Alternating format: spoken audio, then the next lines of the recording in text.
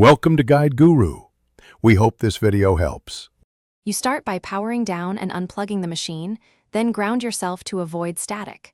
Once the case is open, identify the fan model and connector. 3-pin versus 4-pin PWM matters because it controls speed. Next, boot to BIOS or a fan control app to record idle and max RPM. This baseline tells you if the fan is truly abnormal. Now, make sure to note airflow direction and mounting points so you can reverse changes later without guessing. You continue by carefully cleaning and inspecting the fan.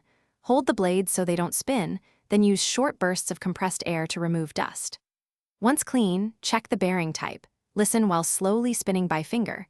Do not power it while touching, and look for cable rubs or loose screws that create vibration. If it's a sleeve bearing, a small drop of light oil can reduce noise. If the bearings are gritty or wobble, prepare to replace the fan with a quality model. You finish by reinstalling the fan with vibration-dampening mounts or silicone washers to stop chassis resonance, then reconnect and power up. Once running, use PWM control or fan software to build a gentle curve.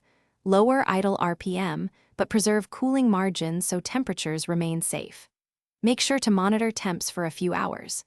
If noise persists, systematically isolate the culprit by swapping the fan to another header, and check PSU and GPU fans. That single test often reveals the true noisy part. Thanks for watching. Consider subscribing if we helped you today.